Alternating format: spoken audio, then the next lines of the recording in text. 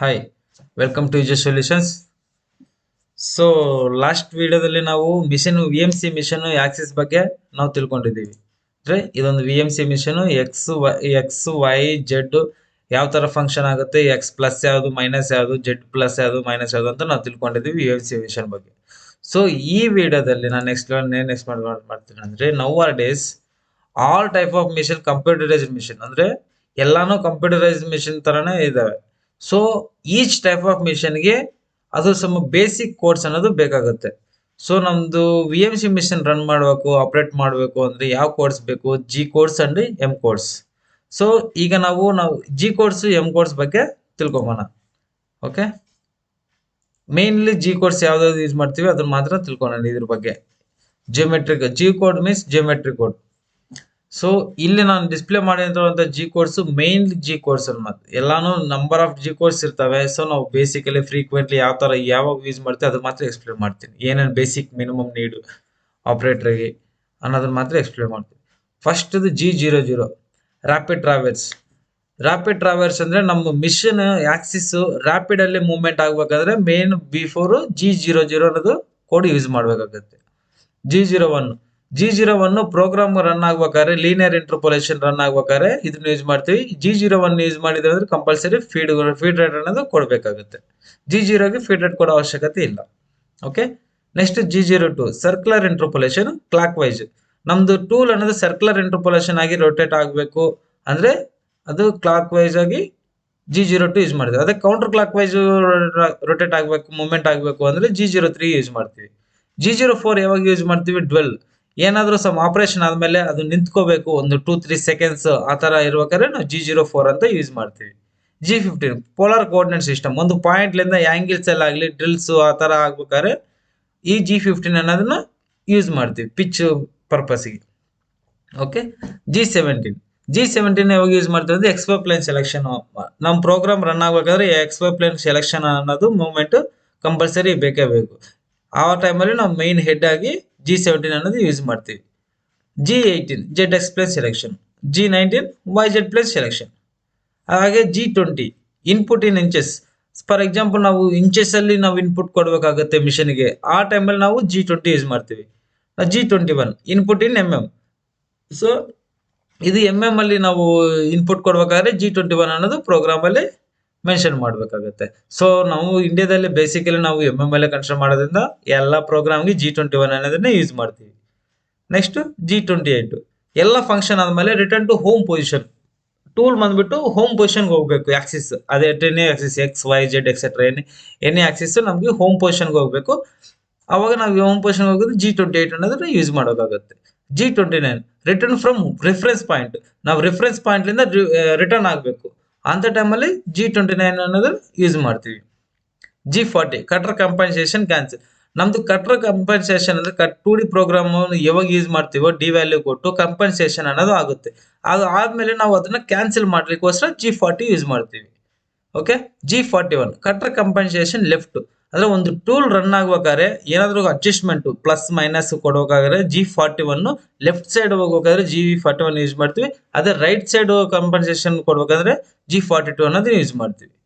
ಅದೇ ತರನೇ G43 tool length compensation. ಅಂದ್ರೆ ನಮ್ ಜೆಡ್ ಆಕ್ಸಿಸ್ ನ ಅಡ್ಜಸ್ಟ್ಮೆಂಟ್ ಮಾಡೋಕೆ ಲೆಂತ್ ಅಲ್ಲಿ G43 ಅಂದ್ರೆ ಜೆಡ್ ವ್ಯಾಲ್ಯೂ ರೀಟ್ ಆಗ್ಬೇಕಾದ್ರೂ G43 ಕಂಪಲ್ಸರಿ ಕೊಡ್ಲೇಬೇಕಾಗುತ್ತೆ ಮೈನಸ್ ಡೈರೆಕ್ಷನ್ ಅಲ್ಲಿ. ಅದು G44 ಯೂಸ್ ಮಾಡಿದ್ರೆ ಪ್ಲಸ್ ಡೈರೆಕ್ಷನ್ ಅಲ್ಲಿ ರೀಡ್ ಆಗುತ್ತೆ. G49 ಯಾವಾಗ ಯೂಸ್ ಮಾಡಿದ್ರೆ ಅಂದ್ರೆ G43 49 ಎಲ್ಲ ರೀಡ್ ಆಗುತ್ತೆ. ನಾವು ವ್ಯಾಲ್ಯೂಸ್ ನ ಕ್ಯಾನ್ಸಲ್ ಆಗೋಗೋಸ್ಕರ G49 ಅನ್ನೋದನ್ನು ಯೂಸ್ ಮಾಡ್ತೀವಿ. G54 ಲಿಂದ 58 ವರೆಗೂ ನಾವು work coordinate system. Any component ನಾವು ರನ್ ಆಗ್ಬೇಕಂದ್ರೆ ಅದಕ್ಕೆ ಒಂದು ಒರಿಜಿನ್ ವರ್ಕ್ ಕೋಆರ್ಡಿನೇಟ್ ಸಿಸ್ಟಮ್ ಅನ್ನೋದನ್ನ ನಾವು ತಗೊಳ್ಳೇಬೇಕಾಗುತ್ತೆ. ಅದು ತಗೊಂಡಿರೋ ವ್ಯಾಲ್ಯೂ ಎಂಟ್ರಿ ಎಲ್ಲೇ ಮಾಡಬೇಕು G54 58 ಅಲ್ಲಿ ಎಂಟ್ರಿ ಮಾಡಬೇಕಾಗುತ್ತೆ. Okay, next G73 peg drilling short distance. ಇದು ಪಾಯಿಂಟ್ ನೆನ್ಬಿಟ್ಟು ನೆಕ್ಸ್ಟ್ ಎಕ್ಸ್ಪ್ಲೇನ್ ಮಾಡ್ತೀನಿ. G76 fine boring cycle. Fine boring use ಮಾಡೋಕೆ ನಾವು G76 ಅನ್ನೋ ಕೋಡ್ ನ ಯೂಸ್ ಮಾಡೋಕ್ಕಾಗುತ್ತೆ. ಇವೆಲ್ಲ ಕ್ಯಾನೆಟ್ ಸೈಕಲ್ ಕೆಳಗಡೆನೆ ಬರುತ್ತೆ. G77 back boring canned cycle.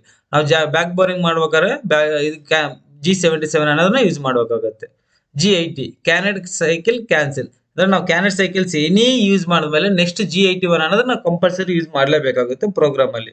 ಏನಕ್ಕೆ ಯೂಸ್ ಮಾಡಿರೋದನ್ನ ಕ್ಯಾನ್ಸಲ್ ಮಾಡಬೇಕು. ಅದು ರೀಡ್ ಆಗಿರೋದು ಒಂದು ಕ್ಯಾರೆಟ್ ಸೈಕಲ್ ರೀಡ್ ಆಗಿರುತ್ತೆ, ಅದನ್ನೆಲ್ಲ ಕ್ಯಾನ್ಸಲ್ ಮಾಡಬೇಕಾದ್ರೆ G80 ಕಂಪಲ್ಸರಿ ಯೂಸ್ ಮಾಡಲೇಬೇಕು.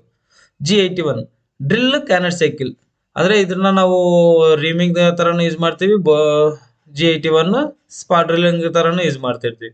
G82 spot drilling.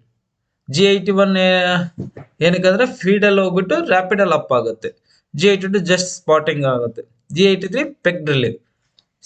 ಇಲ್ಲಿ ಅಬ್ಸರ್ವ್ ಮಾಡಿದ್ರೆ ನೀವು G83 G73 ಪೆಗ್ ಡ್ರಿಲ್ಲಿಂಗ್ ಎರಡೂನು. ಈ ಶಾರ್ಟ್ ಡಿಸ್ಟೆನ್ಸ್ ಏನಕ್ಕೆ ಮಾಡಿದ್ವಿ ಅಂದ್ರೆ G83 ಬಂದ್ಬಿಟ್ಟು ನಮ್ ರಿಫರೆನ್ಸ್ ಪಾಯಿಂಟ್ ಅಂದ್ರೆ ಆರ್ ವ್ಯಾಲ್ಯೂ ಕೊಟ್ಟಿರ್ತೀವಿ 2 mm 1 mm ಸೇಫರ್ ಸೈಡ್ ಇಂದ. ಸೊ ಎವ್ರಿ ಪೆಕ್ಕಿಂಗ್ ಆ ಸೇಫರ್ ಹೈಟ್ ವರೆಗೂ ಲಿಫ್ಟ್ ಆಗ್ಬಿಟ್ಟು ಮತ್ತೆ ಡೌನ್ ಆಗುತ್ತೆ. ಇದು G73 ಹೆಂಗಂದ್ರೆ ನಾವು ಪೆಕ್ಕಿಂಗ್ ಎಷ್ಟು ಕೊಟ್ಟಿರ್ತೀವಿ 1 mm ಕೊಟ್ಟಿದ್ರೆ 1 mm ಮಾತ್ರ ಲಿಫ್ಟ್ ಆಗಿ ಮತ್ತೆ ಡೌನ್ ಆಗುತ್ತೆ, 1 mm ಲಿಫ್ಟ್ ಆಗುತ್ತೆ ಡೌನ್ ಆಗುತ್ತೆ ಈ ತರ. ಸೊ ಇದು ಜಸ್ಟ್ ಲೆಂತ್ ಪಾರ್ಟ್ ಇರ್ಬೇಕಾದ್ರೆ, ಇಲ್ಲಾಂದ್ರೆ ನಾವು ಸೈಕಲ್ ಟೈಮ್ ರಿಡಕ್ಷನ್ಗೋಸ್ಕರ ಅಂತ ಟೈಮಲ್ಲಿ ನಾವು G73 ಅನ್ನೋದು ಯೂಸ್ ಮಾಡ್ತೀವಿ. ಓಕೆ, G83 ಬಂದ್ಬಿಟ್ಟು ಅಪ್ ಫುಲ್ ಅಪ್ ಆಗ್ಬಿಟ್ಟು ರಿಫರೆನ್ಸ್ ಪಾಯಿಂಟ್ಗೆ ಮತ್ತೆ ಪೆಕ್ಕಿಂಗ್ ಅಲ್ಲಿ ಡೌನ್ ಆಗುತ್ತೆ. ಓಕೆ, ಇದು G84 ಟ್ಯಾಪಿಂಗ್ ಸೈಕಲ್. ನಾವು ಟ್ಯಾಪಿಂಗ್ ಏನಾದ್ರು ಯೂಸ್ ಮಾಡ್ಬೇಕಾದ್ರೆ ನಾವು ಕಂಪಲ್ಸರಿ G84 ಅನ್ನೋದನ್ನ ಯೂಸ್ ಮಾಡ್ತೀವಿ. G85 boring cycle or reaming cycle. So G85ಗೆ G81ಗೆ ಏನ್ ಡಿಫ್ರೆನ್ಸ್ ಅಂದ್ರೆ G85 ಅಲ್ಲಿ ಫೀಡ್ ಅಲ್ಲೇ ಡೌನ್ ಆಗುತ್ತೆ, ಅದೇ ತರ ಫೀಡ್ ಅಲ್ಲೇ ಅಪ್ ಆಗುತ್ತೆ. G81 ಬಂದ್ಬಿಟ್ಟು ಫೀಡ್ ಅಲ್ಲಿ ಡೌನ್ ಆಗುತ್ತೆ, ರ್ಯಾಪಿಡ್ ಅಲ್ಲಿ ಅಪ್ ಆಗುತ್ತೆ. G90 ಅಬ್ಸಲ್ಯೂಟ್ ಡೈಮೆನ್ಷನಿಂಗ್, ಅಂದ್ರೆ ನಾವು ಒಂದು ಕೋಆರ್ಡಿನೇಟ್ ರನ್ ಆಗ್ಬೇಕಂದ್ರೆ ಅಬ್ಸಲ್ಯೂಟ್ ಡೈಮೆನ್ಷನ್ ಅಂದ್ರೆ ಒರಿಜಿನ್ ಪಾಯಿಂಟ್ ಲಿಂದ ರೀಡ್ ಆಗ್ತಾ ಹೋಗುತ್ತೆ. ಅಬ್ಸಲ್ಯೂಟ್ ಡೈಮೆನ್ಷನಿಂಗ್ ಅಂದ್ರೆ ಒಂದು ಒರಿಜಿನ್ ಪಾಯಿಂಟ್ ಲಿಂದ, ಫಾರ್ ಎಕ್ಸಾಂಪಲ್ ಇಲ್ಲಿ ಒರಿಜಿನ್ ಪಾಯಿಂಟ್ ಇತ್ತಂದ್ರೆ ಇಲ್ಲಿ 50 ಇಲ್ಲಿ 100 ಇತ್ತಂದ್ರೆ ಅಲ್ಲಿ 0 ಲಿಂದಾನೇ ಕೌಂಟ್ ಆಗಿ 100 mm ವರೆಗೂ ರೀಡ್ ಆಗಿ ಹೋಗುತ್ತೆ. G91 ಇನ್ಕ್ರಿಮೆಂಟಲ್ ಡೈಮೆನ್ಷನಿಂಗ್, ಅದ ಹೆಂಗಾಗುತ್ತೆ ಅಂದ್ರೆ G91 ಯೂಸ್ ಮಾಡಿದ್ರೆ ಇಲ್ಲಿಂದ 50 mm ಹೋಗುತ್ತೆ, ಮತ್ತೆ ಇಲ್ಲಿಂದ 0 ಆಗಿ ಮತ್ತೆ 50 mm ಹೋಗುತ್ತೆ. ಇದು G91 G90ಗೆ difference. G94 feed per minute, ನಾವು ಫೀಡ್ ಪರ್ ಮಿನಿಟ್ ಅಲ್ಲೂ ಕೊಡ್ತೀವಿ, ಇಲ್ಲ G95 feed per revolution G95 use ಮಾಡಬಹುದು. G98 99 ಇವೆರಡೂ ಮೇಜರ್ಲಿ ಕನ್ಫ್ಯೂಷನ್ ಆಗ್ತಾ ಇರ್ತೀರಾ, ನೋಡ್ಕೊಳ್ಳಿ ಒಂದ್ಸಲ. Return to initial position in canned cycle. ಒಂದು ಕ್ಯಾನೆಟ್ ಸೈಕಲ್ ಯೂಸ್ ಮಾಡ್ಬೇಕಾದ್ರೆ ರಿಟರ್ನ್ ಟು ಇನಿಷಿಯಲ್ ಪೊಸಿಷನ್ಗೆ ಅನ್ನೋದು ಹೋಗುತ್ತೆ. ಅದು ಇನಿಷಿಯಲ್ ಸ್ಟಾರ್ಟಿಂಗ್ ಪೊಸಿಷನ್ಗೆ ಲಿಂದ ಸ್ಟಾರ್ಟ್ ಆಗಬೇಕು, ಅಪ್ ಆಗಬೇಕು, ಡೌನ್ ಆಗಬೇಕು ಅನ್ನೋದನ್ನ ಅಲ್ಲಿಂದ ಒಂದು ಹೋಲ್ ಟು ಕಂಪ್ಲೀಟ್ ಆದ್ಮೇಲೆ ಇನ್ನೊಂದು ಹೋಲ್ಗೆ ಹೋಗ್ಬೇಕಾದ್ರೆ G98 ಅನ್ನು ಯೂಸ್ ಮಾಡಿದ್ರೆ ರಿಟರ್ನ್ ಟು ಇನಿಷಿಯಲ್ ಪೊಸಿಷನ್ಗೆ ಹೋಗ್ಬಿಟ್ಟು ಅಲ್ಲಿಂದ ಸ್ಟಾರ್ಟ್ ಆಗಿ ಮೂವ್ಮೆಂಟ್ ಆಗುತ್ತೆ. ಅದು G99 ಯೂಸ್ ಮಾಡಿದ್ರೆ reference point, for example R value ಎಷ್ಟು ಕೊಟ್ಟಿದ್ವು ಅಷ್ಟೇ ಲಿಫ್ಟ್ ಆಗಿ ಇನ್ನೊಂದು ಹೋಲ್ಗೆ ಮೂವ್ಮೆಂಟ್ ಆಗುತ್ತೆ. ಸೊ G99 G98ಗೆ ಇದು ಡಿಫ್ರೆನ್ಸಸ್. ಇದು ನಾವು ಬೇಸಿಕಲ್ಲಿ ನಾವು ಯೂಸ್ ಮಾಡ್ತಾ ಇರೋಂಥ G codes. Next M codes. M codes ಅಂದ್ರೆ ಮಿಸ್ಸೆಲೇನಿಯಸ್ ಫಂಕ್ಷನ್. ಸೊ ಯಾವುದೇ ಮಿಷನ್ಗೆ G ಕೋಡ್ಸ್ ಒಂದೇ ಇದ್ರೂ ಆಗಲ್ಲ, M ಕೋಡ್ಸ್ ಒಂದೇ ಇದ್ರೂ ಆಗಲ್ಲ, ಎರಡೂ ಇರಬೇಕಾಗತ್ತೆ. ಓಕೆ, ಒಂದು ಪ್ರೋಗ್ರಾಮ್ ಕಂಪ್ಲೀಟ್ ಮಾಡ್ಬೇಕಾದ್ರೆ ಎರಡು ಕೋಡ್ಸ್ನು ಬೇಕಾಗುತ್ತೆ. M00 ಮೀನಿಂಗ್ ಅಂದ್ರೆ ಪ್ರೋಗ್ರಾಮ್ ಸ್ಟಾಪ್ ಆಗುತ್ತೆ. ಪ್ರೋಗ್ರಾಮ್ M00 ಪ್ರೋಗ್ರಾಮ್ ಅದಲ್ಲಿ M00 ಕೊಟ್ಟಿದ್ರೆ ಪ್ರೋಗ್ರಾಮ್ ಕಂಪ್ಲೀಟ್ ಅಲ್ಲಿ ಸ್ಟಾಪ್ ಆಗುತ್ತೆ.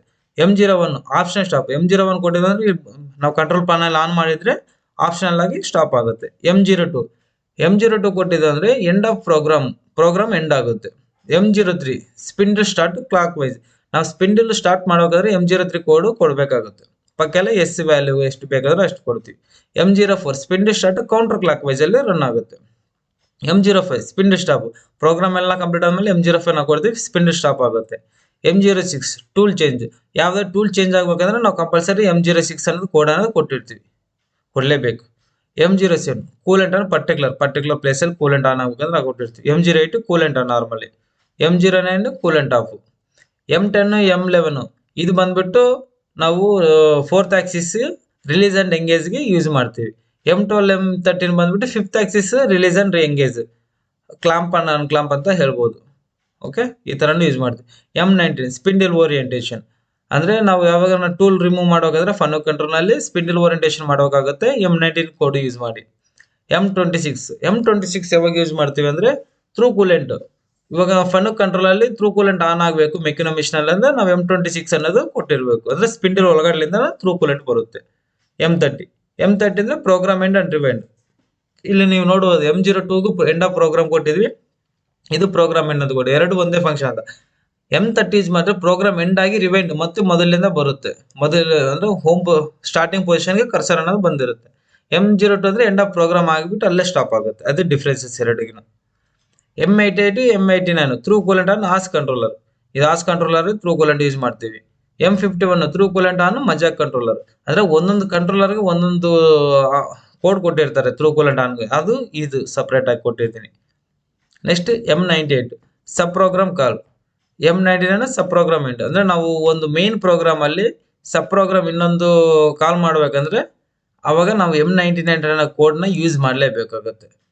ಎಲ್ಲ ಕಂಪ್ಲೀಟ್ ಆದ್ಮೇಲೆ M99 ಮಾಡಿದ್ರೆ ಅದು end of sub program. So ಇದು ಎಂ ಕೋಡ್ಸ್. ನಾವು ಯಾವುದೇ ಪ್ರೋಗ್ರಾಮ್ ರೈಟ್ ಮಾಡ್ಬೇಕಂದ್ರೆ ಜಿ ಕೋಡ್ಸ್ ನಮಗೆ ಗೊತ್ತಿರಬೇಕು ಅಂಡ್ ಎಂ ಕೋಡ್ಸ್ನು ಗೊತ್ತಿರಬೇಕು. ನಮ್ಗೆ ನೆಕ್ಸ್ಟ್ ಬಿಫೋರ್ ಟಾಪಿಕ್ ಅಲ್ಲಿ ಹೇಳಿದಾಗ ಆಕ್ಸಿಸ್ ಮೂವ್ಮೆಂಟ್ ಗೊತ್ತಾದ್ಮೇಲೆ next topic G codes M codes ಬೇಕು ನಾವು ಪ್ರೋಗ್ರಾಮ್ ರೈಟ್ ಮಾಡ್ಲಿಕ್ಕೆ. ಅರ್ಥ ಆಗಿದೆಯಲ್ಲ?